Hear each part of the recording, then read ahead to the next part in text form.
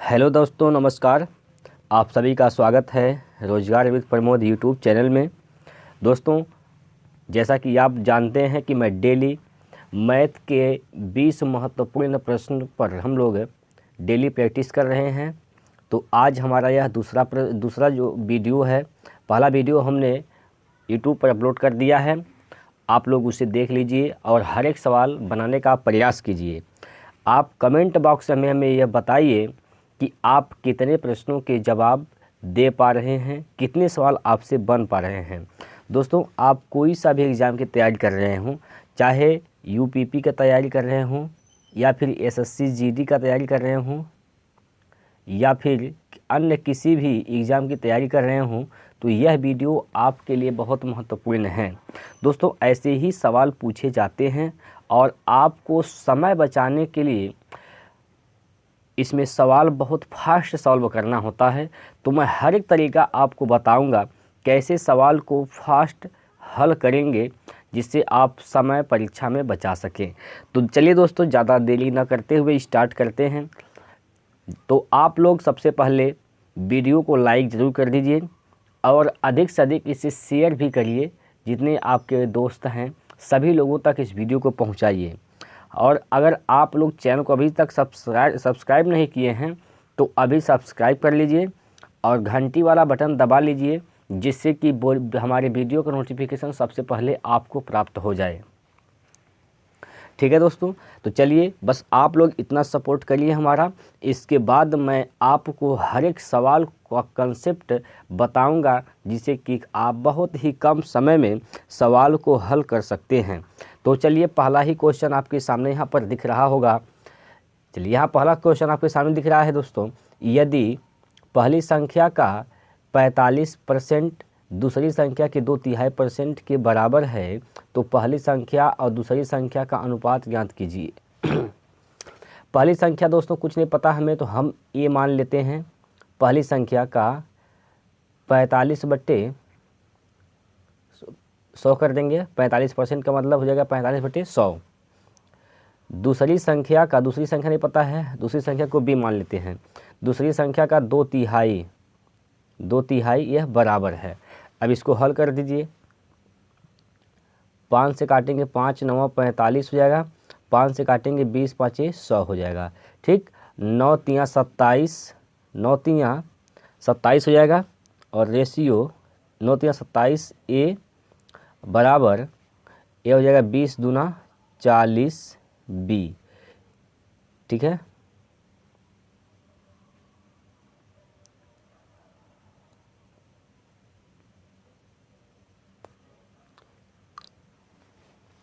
अब से देखिए दोस्तों, ए का 45% यानी 45/100 हो जाएगा बराबर बी, दूसरी संख्या बी है तो बी का 2/3 हो जाएगा। यह से काटेंगे 5 से 5 9 45 और 5 से इसको काटेंगे तो 5 दूना 10 यानी 20 25 100 हो जाएगा। ठीक है, यानी यह हो जाएगा 9 3 27 यानी ए गुणे 27 हो जाएगा और बराबर बी गुणे 40 हो जाएगा। ए का अनुपात 40 है और बी का अनुपात 27 है, यानी जो इसका आंसर होगा वह 40/27 होगा। तो 40/27 किस ऑप्शन में है चेक कर लीजिए। देखिए 40/27 जो है यह ऑप्शन नंबर बी में है, यानी ऑप्शन नंबर बी इस प्रश्न का सही उत्तर होगा। अगला प्रश्न चलते हैं दोस्तों। अच्छा दोस्तों, कमेंट करके आप लोग यह बताते रहिए हमें कि आपको सवाल का कंसेप्ट समझ में आ रहा है। चलिए, अगला प्रश्न आपके सामने यहाँ पर आता है प्रश्न नंबर 2। प्रश्न नंबर 2 दोस्तों कह रहा है, प्रश्न नंबर 2 में कहा गया है कि 12 माइनस बड़े कोष्ठक में 3 प्लस मझले कोष्ठक में 4 का 2/8 माइनस छोटे कोष्ठक में 8 माइनस 6/3 छोटा कोष्ठक बंद मझला कोष्ठक बंद बड़ा कोष्ठक बंद। तो दोस्तों, इस सवाल को हल कैसे करेंगे देखिए। तो सबसे पहले आपको क्या करना है, सबसे पहले आपको इसमें ब्रैकेट को तोड़ना है। तो ब्रैकेट में सबसे पहले छोटा कोष्ठक टूटेगा तो 3 से भाग देंगे 6 में तो 2 बार जाएगा, यानी 8 में से 2 घटाएंगे बचेगा 6 बचेगा, यानी 6 हो गया।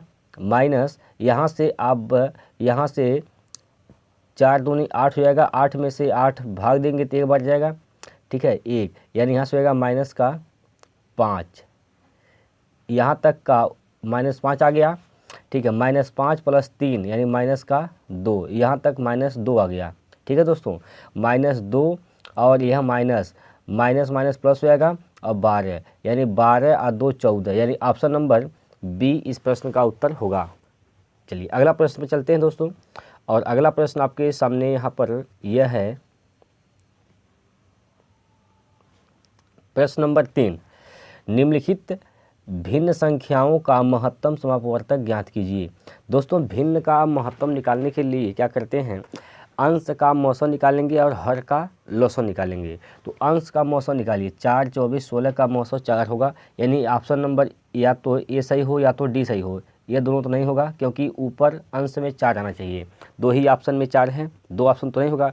अब नीचे हर का लघुत्तम निकालेंगे, 5 25 35 का लघुत्तम जब निकालेंगे तो ये तो 5 से ज़्यादा ही आएगा, यानी ये तो ऑप्शन होगा ही नहीं, बचा कौन, ए ऑप्शन बचा, तो ए ऑप्शन सही हो जाएगा, ठीक है दोस्तों। बाकी आप निकाल भी सकते हैं, 5 25 35 का लघुत्तम निकालेंगे, ठीक। चलिए अगला प्रश्न में चलते हैं दोस्तों। अगला प्रश्न आपके सामने यहाँ पर चौथा नंबर प्रश्न है, यक्स की आय वाई की आय वाई से 20% कम है और यक्स की आय यक्स और वाई की संयुक्त आय से 35% अधिक है, तो यक्स की आय वाई की आय से कितना परसेंट अधिक है।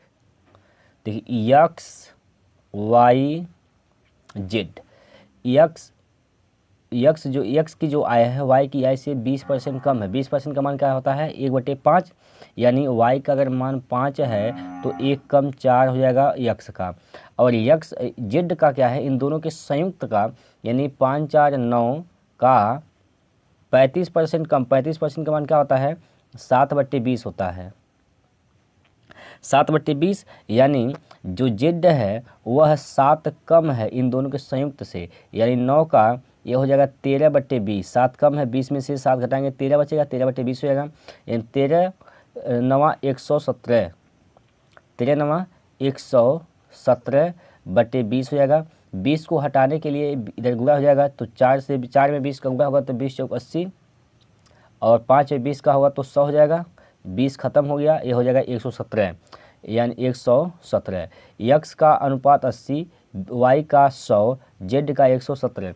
कहा है कि जेड की आय यक्स की आय से कितना परसेंट अधिक है, तो अधिक कितना है, अधिक है कितना 37, अधिक है दोस्तों 37 बटे किससे 80 से गुणे 100। अब इसी को हल करेंगे उत्तर आ जाएगा, यहाँ से काट के छोड़ कर सकते हैं, 4 से 2 से काटेंगे 2 चौको 8 और 2 पंचे 10, 5 सते 35 के 5 हासिल का 3 और 5 3 15 3 18/4।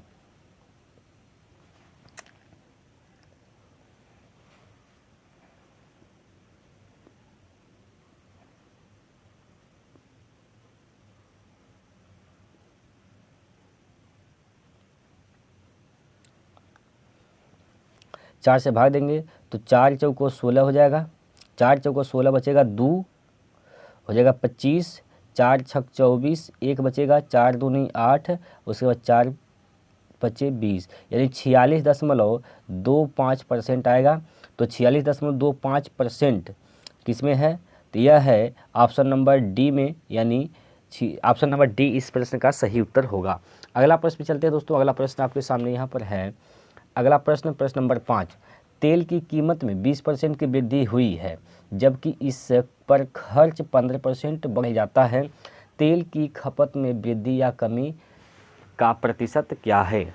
दोस्तों आप जानते हैं कि जो खर्च होता है वह है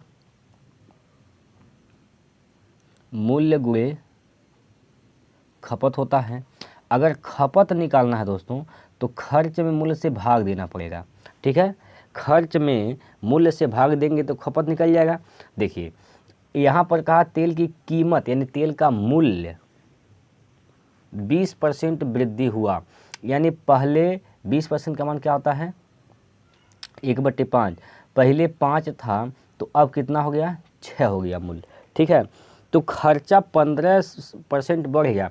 15% का मतलब क्या हुआ, पहले 15% यानी 5×3 = 15, 5% का मान होता है दोस्तों 1/20, तो हो जाएगा 3/20, 3/20, यानी पहले 20 था तो बढ़ कर 23 हो गया।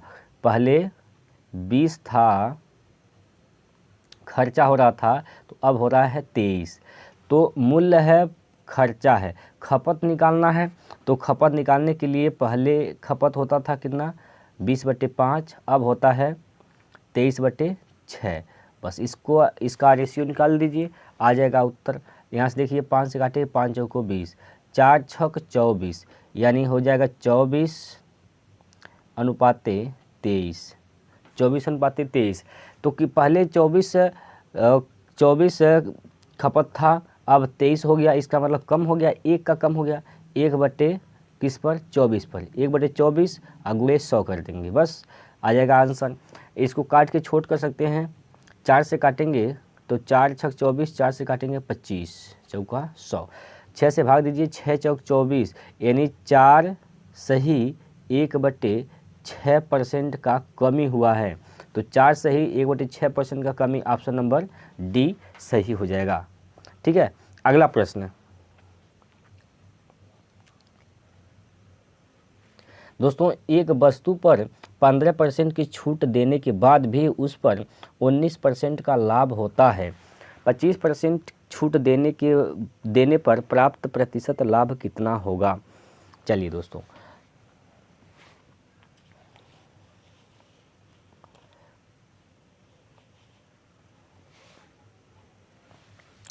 देखिए यहाँ से इसको हल करने का क्या तरीका है। देखिए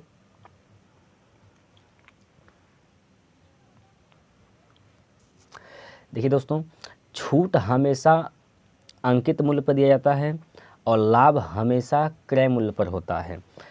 तो अगर हम 15% का मान निकालेंगे तो 15% का मान कितना होगा, 15% का मान कितना हो जाएगा, 15/100 करेंगे, 5 से काटेंगे, 5×3 = 15, 5 बिसहियाँ में 100, यानी ये हो जाएगा कितना, अंकित मूल्य अगर एमपी अंकित मूल्य अगर 20 था तो 3 का छूट दिया गया, तो बी का कितना में एसपी हो जाएगा इसका 17। ठीक है, सीपी निकालेंगे, उसके बावजूद 19% का लाभ हुआ है, 19% का लाभ उसके बावजूद भी हुआ है। तो अगर पहले अंकित मूल्य 100 था, क्रय मूल्य 100 था, तो इसको लाभ हुआ है बेचने पर 19%, यानी 119 में बिका है तब। ठीक है, बस इसी को हल करके यहाँ से रेशियो निकाल लीजिए, यहाँ से रेशियो निकाल देंगे। देखो 17 17 कटेगा, 17 7 119, यह 20 7 114 हो जाएगा, 140 हो जाएगा, और यहाँ से 119 हो जाएगा, यहाँ से 100 हो जाएगा। क्रय मूल्य 100 है, ठीक है, लेकिन बिका है कितना में, क्या क्वेश्चन पूछा है, 20% छूट देने के बाद प्राप्त प्रतिशत लाभ बताइए। अंकित मूल्य 140 हो गया, अंकित मूल्य 140 है। अगर 140 अंकित मूल्य है तो कहा है कि 25% छूट देने पर प्राप्त प्रतिशत बताइए। तो 140 का अगर 140 का 25% छूट निकालेंगे, 75% निकालेंगे, तब कितना में यह बिकेगा। तो बिकेगा कितना में, देखिए दोस्तों, ये बिकेगा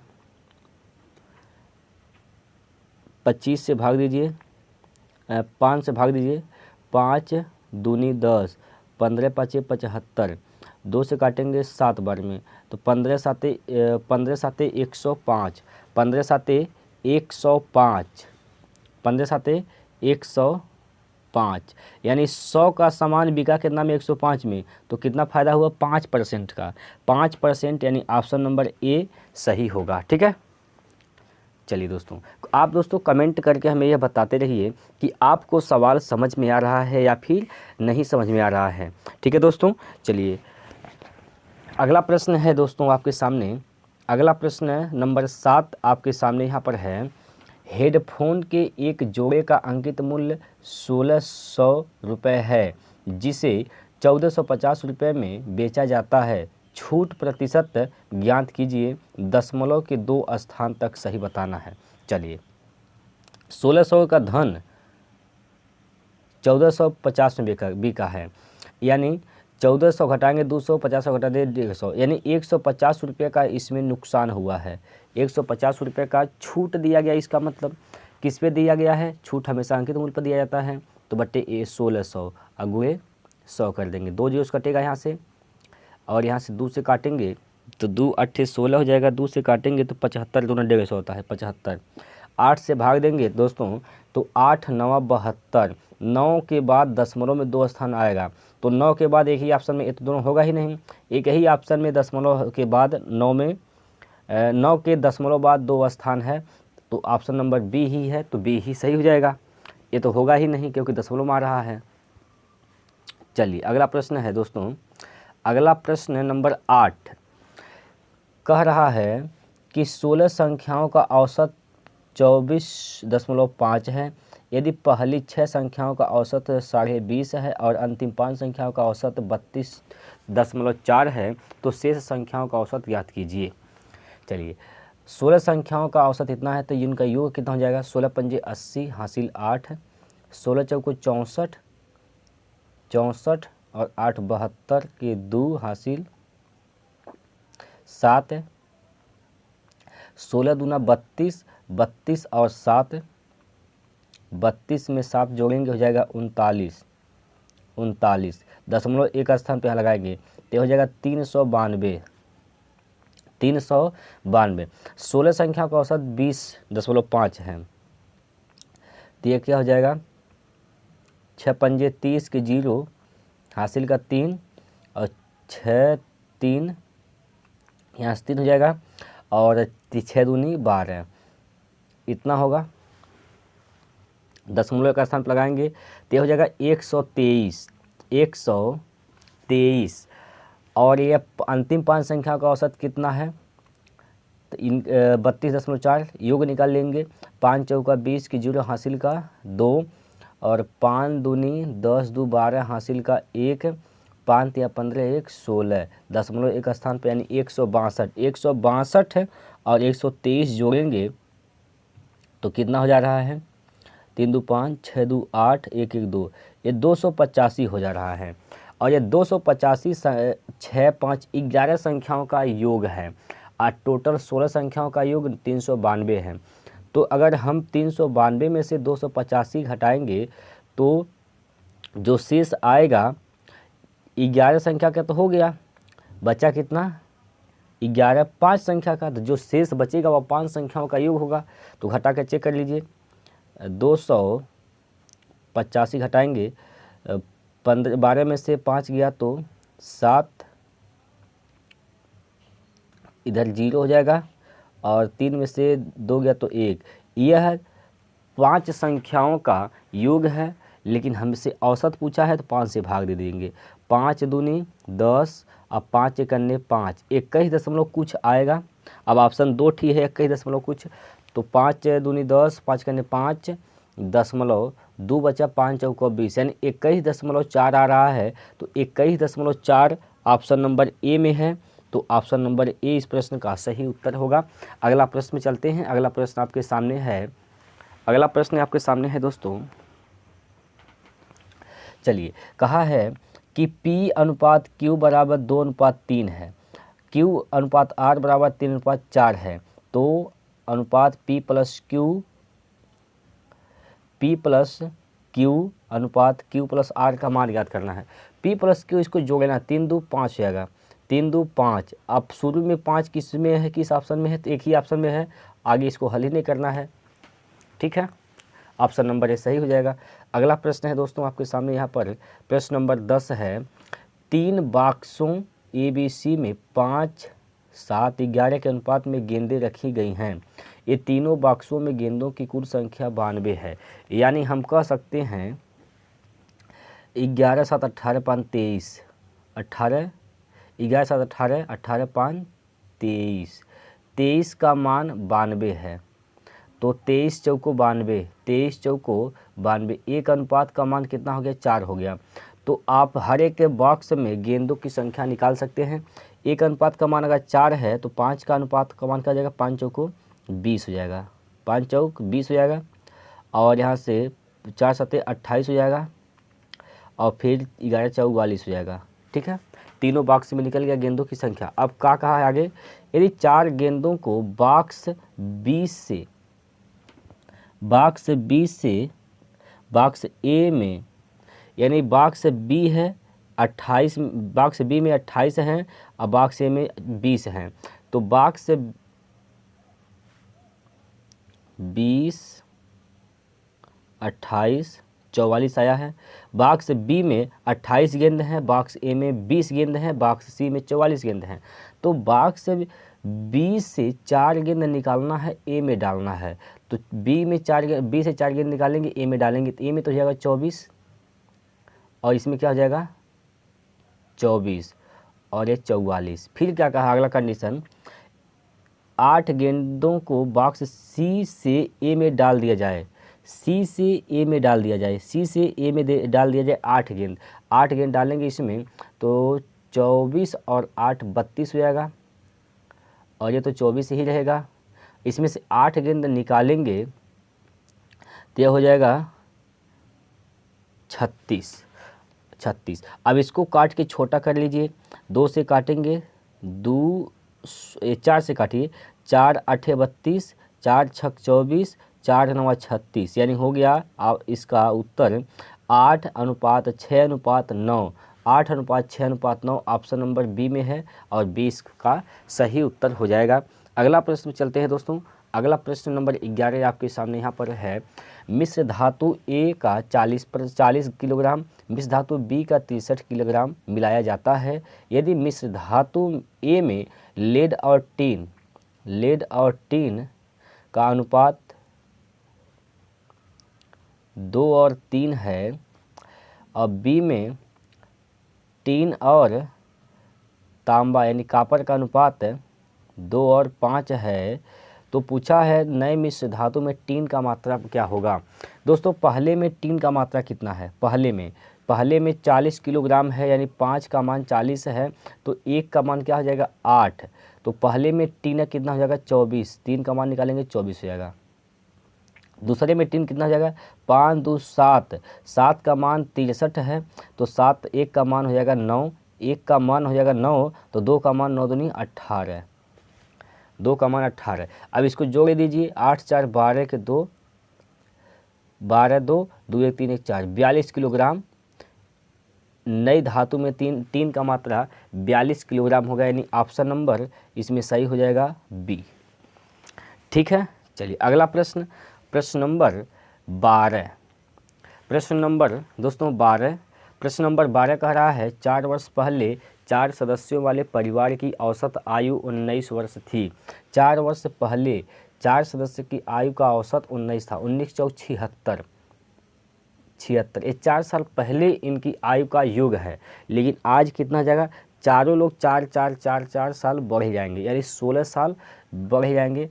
तो 16 इसमें जोड़ेंगे हम लोग, 16 इसमें जोड़ेंगे, 7 1 8, यानी 92 इनका आज का योग हो जाएगा 4 लोगों का। ठीक है, फिर कहा है कि उस परिवार में एक शिशु के शामिल हो जाने पर परिवार की वर्तमान औसत आयु पूर्ववत ही रहती है। एक शिशु हो गया यानी 5 लोग हो गए, लेकिन तब पर भी उनका औसत आयु 19 ही है, तो 19 5 95 हो जाएगा। ठीक, 19 5 95 हो जाएगा।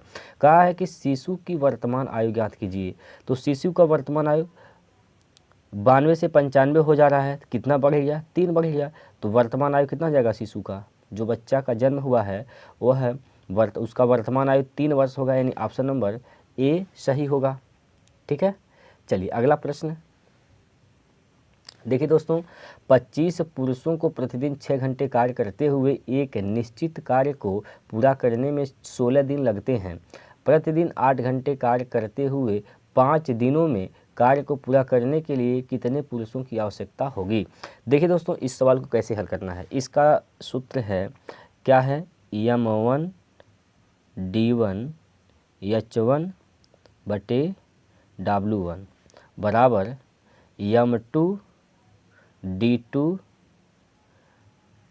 h2 बटे W2। बस इसी कंसेप्ट पे लगाना है। जो कार्य दिया रहेगा नीचे लिखेंगे आदमी दिन घंटा, आदमी दिन घंटा, और नीचे कार्य जो रहेगा और नीचे लिखेंगे।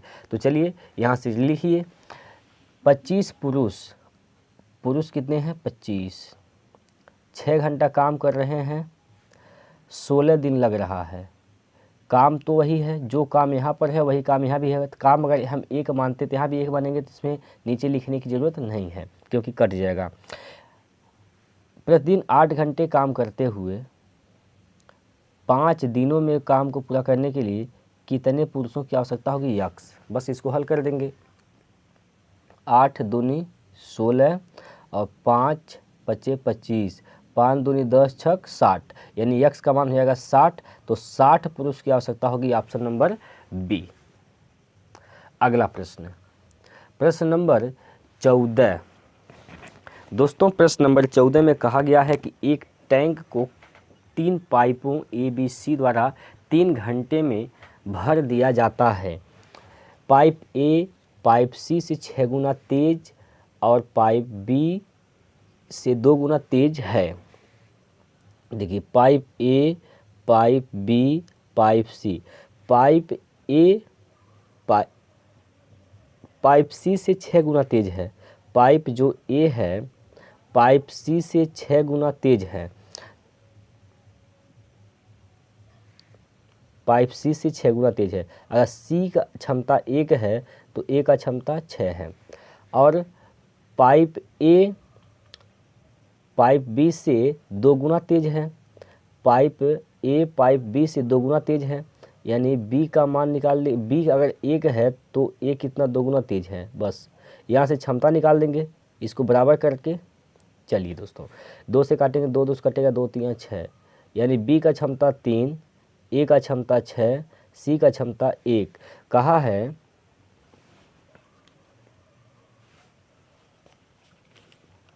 देखिए इसमें कहा है दोस्तों कि तीनों लोग जब मिलके काम करते हैं तो 3 घंटा लेते हैं। तो 6 3 9 1 10 3 30, टोटल काम कितना है 30 लीटर पानी भरा गया है। तो कहा है कि B और C टैंक को भरने में कितना समय लेंगे। B और C यानी 3 + 1 = 4, 4 से भाग देंगे। 2 से काटिए, पहले 2 से काटेंगे, 2 दूना 4, 2 15 में 30, 2 से काट भैया हो गया 7.5, 7.5 यानी option number A, option number A इस प्रश्न का उत्तर है। 7.5 घंटा लगेगा B और C को भरने में। अगला प्रश्न है प्रश्न नंबर 15।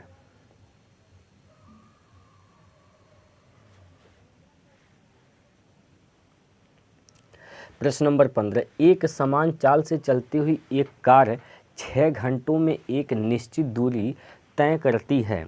यदि कार की चाल 10 किलोमीटर प्रति घंटा बढ़ा दी जाती है तो यह दूरी 5 घंटों में तय कर सकती थी। कार द्वारा तय की गई दूरी कितनी है। दोस्तों ऐसे सवाल को हल करने की जो सबसे बेस्ट तरीका होता है वह है ऑप्शन। ठीक है, ऑप्शन से हल करेंगे, बहुत ही आसानी से हल कर देंगे। बस आपको दिमाग लगाना है क्या चीज़। देखिए इसमें क्या करना है, आपको एक ऑप्शन कोई उठाना है। अगर मान लीजिए आप दूरी मानते हैं 200 किलोमीटर है तो 200 किलोमीटर मानते हैं, 200 को उठाइए, 200 को उठाइए। ठीक, 200 को उठाएंगे तो अब अगर 6 से भाग देंगे, 6 से भाग दिए, 6 घंटा लग रहा है शुरुआत में, 6 घंटा 6 से भाग देंगे तो ये दशमलव में आ जाएगा, कटेगा ही नहीं। ठीक है, दशमलव में आ जाएगा, कटेगा ही नहीं। तो ऐसा ऑप्शन उठाइए दोस्तों जो कट जाए। तो यहाँ देखिए अगर आप 300 ले लेंगे, 300, तो अगर 300 लेंगे 300/6 करेंगे, 6 पंजे 30, यानी स्पीड कितना है 50 किलोमीटर प्रति घंटा। लेकिन कहा है कि अगर हम स्पीड को 10 किलोमीटर प्रति घंटा बढ़ा दें, यानी 50 से 60 कर दें, ठीक है 50 से 60 कर दें, तो दूरी तो वही 300 है, तब वह 5 घंटे में तय कर सकती है। चेक कर लीजिए क्या 5 घंटा आ रहा है क्या, 0 से 0 कटेगा, 5 6 30, यानी 5 घंटा में तय कर रहा है। बात सही है। तो सेटिस्फाई किस पे हुआ है, 300 पे हुआ है। तो ऑप्शन नंबर 300 यानी बी सही हो जाएगा। ठीक है, चलिए ऐसे ऑप्शन से ही हल करेंगे इस सवाल को, आसान रहेगा और समय भी कम लगेगा। तुरंत आप यहाँ चेक कर लीजिए 6 से भाग देना है, या तो कौन सा ऑप्शन है जो 6 से कट सकता है, 300। बस इसमें और कुछ करना ही नहीं है। अगला प्रश्न है दोस्तों, एक व्यक्ति किसी निश्चित दूरी को एक समान चाल से 5 घंटे में तय करता है। यदि वह अपने चाल में 1 किलोमीटर प्रति घंटा वृद्धि कर देता है तो उस दूरी को तय करने में 10 मिनट कम लेता है। उस व्यक्ति की चाल किलोमीटर प्रति घंटा में कितनी है? इसको भी उसी प्रकार हल करेंगे दोस्तों ऑप्शन से। चलिए, जैसे अगर मान के चलिए दोस्तों, हमने कहा कि चाल तो हमें नहीं पता है, चाल हमें नहीं पता है, लेकिन हम इतना जानते हैं जो ऑप्शन में दिया वह चाल है। अगर हम चाल मानते हैं 30 सही है, तो 30 गुणे 5 के 5 घंटा में चलेंगे, टोटल दूरी इतना चलेंगे, टोटल दूरी इतना चलेंगे, और टोटल दूरी इतना चलेंगे। अगर हम चाल बढ़ा देते हैं 1 किलोमीटर प्रति घंटा, तो 30 था तो 31 कर देंगे, तो 10 मिनट कम लगेगा। दोस्तों अगर 31 तो अभाज्य संख्या 31 से भाग देंगे तो ये कटेगा ही नहीं, कटेगा ही नहीं, ठीक है। और जब कटेगा नहीं तो ऐसे ऑप्शन को हम लिख नहीं सकते हैं, दशमलव में जाएगा, और दशमलव में नहीं आना चाहिए। तो दशमलव में नहीं आए तो इसलिए क्या करेंगे, ऐसा ऑप्शन उठाइए, हम बी को उठाते हैं। बी को हम मानते हैं सही है, तो बी को मानेंगे सही है, तो देखिए ये हो जाएगा 29 चाल गुना समय, दूरी हो गया। हमने चाल 29 लिया है तो इतना दूरी होगा, तय करेगा। लेकिन अगर हम 1 किलोमीटर प्रति घंटा चाल वृद्धि कर दें, यानी 29 से 30 कर देंगे, तो कह रहा है 10 मिनट कम समय लग रहा है। तो चेक कर लीजिए यहाँ से कितना बार यह जा रहा है। ये जो भी चाल यहाँ पर जो भी समय आएगा वह मिनट घंटा में आएगा, तो घंटा को मिनट में बदल दीजिए 60 से गुणा करके, ठीक है। 30 दूना 60 हो जाएगा, 30 दूना 60, 5 दूना 10, यानी हो जाएगा 290 मिनट। 290 मिनट, पहले कितना समय लगा था, 5 घंटा, 5 घंटा मतलब 300 मिनट, पहले 300 मिनट लगा था, अब कितना लग रहा है 290 मिनट, तो 10 मिनट कम लग रहा है। प्रश्न में कहा भी है 10 मिनट कम लग रहा है, तो यानी ऑप्शन नंबर बी ही सही होगा, ठीक है। बी पे सेटिस्फाई हुआ है तो इसका मतलब बी सही है। चलिए, आप लोगों को समझ में आ गया होगा, ऐसा मैं आशा करता हूं, और आप लोग कमेंट भी करके बता दीजिए कि आपको सवाल समझ में आ रहा है दोस्तों, ठीक है। चलिए अगला प्रश्न है दोस्तों, प्रश्न नंबर 17।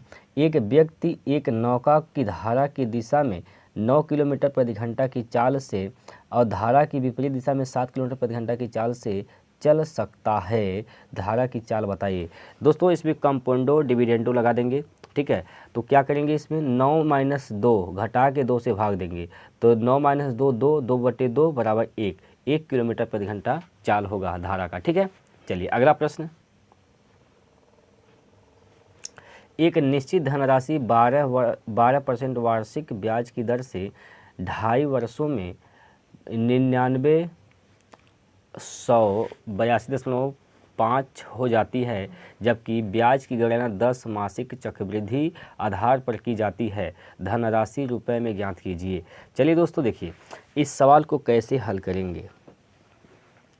दोस्तों अगर 10 महीना में लग रहा है ब्याज, तो इसमें 3 वर्ष में कितने, 10 महीना के कितना साइकिल बनेगा, 2.5 वर्ष में, 2.5 वर्ष का मतलब 24 और 6 30 महीना है, तो 10 महीने के 3 साइकिल बनेंगे, यहाँ से 10 महीने के 3 साइकिल बनेंगे।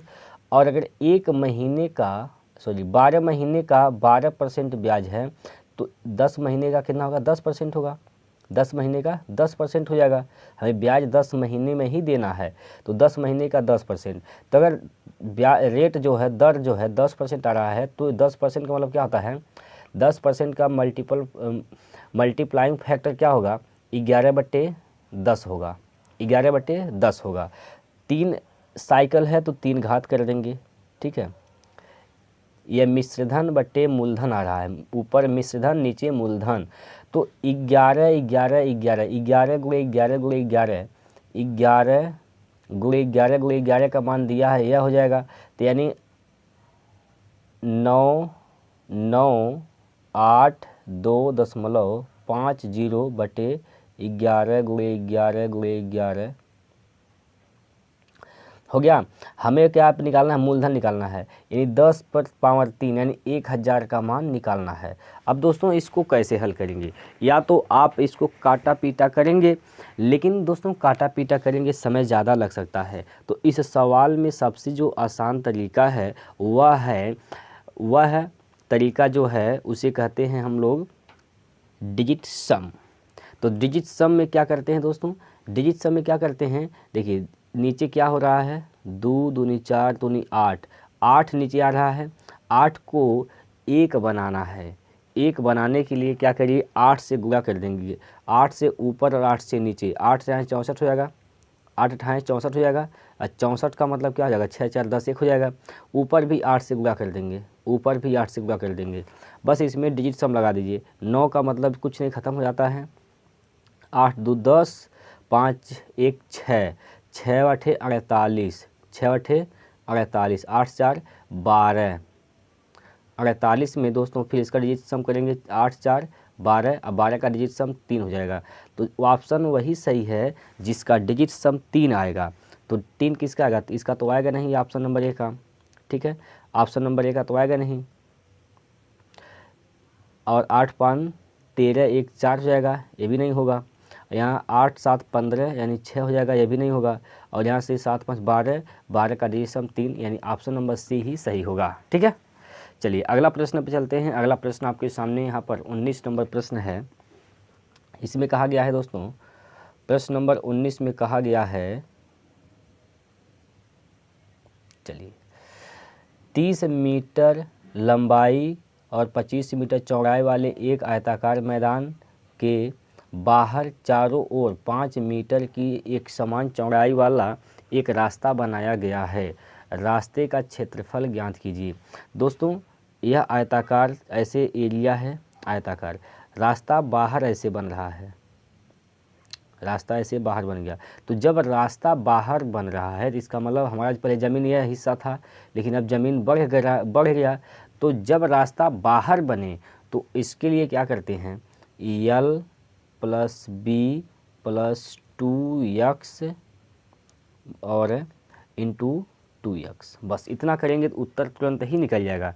देखिए यल प्लस बी यानी 30 प्लस बी का मान क्या, 25 प्लस 2x यानी जो चौड़ा है रास्ता उसका दोगुना कर लेंगे, 5 दूना 10, और फिर इंटू 2x यानी 10।